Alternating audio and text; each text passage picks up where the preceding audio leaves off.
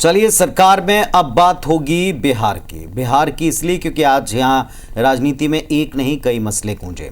भूमिहारों को लेकर राजनीति में उबाल दिखा, जिसकी शुरुआत हुई नीतीश सरकार के मंत्री अशोक चौधरी के एक बयान से। जहानाबाद में मंत्री अशोक चौधरी ने भूमिहारों पर जमकर हमला बोला। उनका ये बयान लोकसभा चुनाव में जेडीयू उम्मीदवार को भूमिहारों की तरफ से साथ नहीं मिलने पर आया है। अशोक चौधरी ने कहा कि नीतीश ने भूमिहारों के गांव में सड़क बनाई, लेकिन जब अति पिछड़ा को टिकट दिया गया तो भूमिहारों ने अपने हाथ पीछे खींच लिए। हम कोई बढ़िया बड़ा भूमिहार का नेता नहीं देखे जो वोट मांग रहा है जनमंत्री के लिए। हम लोग जब दरवाजे घूमते थे तो कहते थे कि जनमंत्री जी बाबू। ये है बिहार सरकार के मंत्री अशोक चौधरी। नीतीश की पार्टी जेडीयू से आते हैं। जहानाबाद में पार्टी कार्यालय का उद्घाटन करने के दौरान इन्होंने भूमिहारों को लेकर कुछ ऐसा कहा कि बिहार के भूमिहारों को लेकर सियासी रार छिड़ गया। अशोक चौधरी ने लोकसभा चुनाव में जेडीयू प्रत्याशी की हार के लिए भूमिहार वोटर्स को जिम्मेदार ठहराया। आपके अभी हुआ है, अब तो आपके अभी हुआ है। अभिराम शर्मा राजू जी के छोड़ करके हम कोई बढ़िया बड़ा भूमिहार का नेता नहीं देखे जो वोट मांग रहा है जनमंत्री के लिए।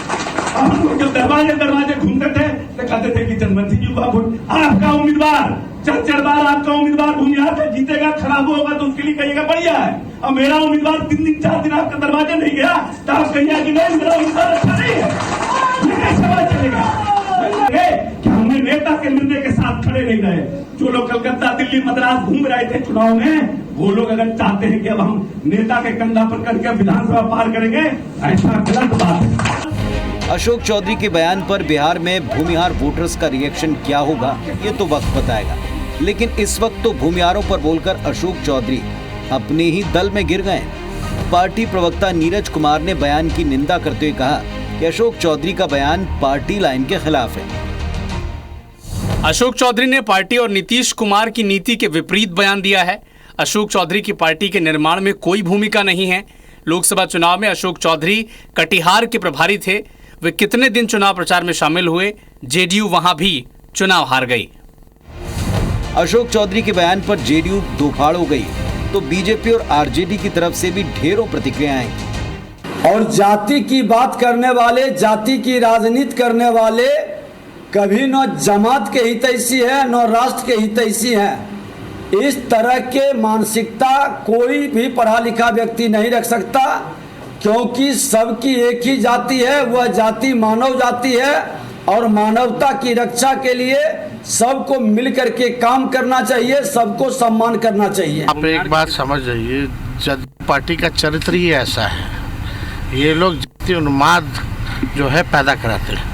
एक नेता से कुछ बुलवाते हैं, दूसरे नेता से कुछ बुलवाते हैं। इन लोगों का चाल चरित्र है। हम लोग सकारात्मक लोग हैं, ये लोग नकारात्मक लोग हैं, नकारात्मक बात करते हैं। लोकतंत्र में भाई कोई वोट दिया तो आप उसका तिरस्कार कीजिएगा, नहीं दिया तो। बिहार की राजनीति में भूमिहारों का दबदबा रहा है। बिहार के पहले सीएम श्री कृष्ण सिंह भूमिहार थे।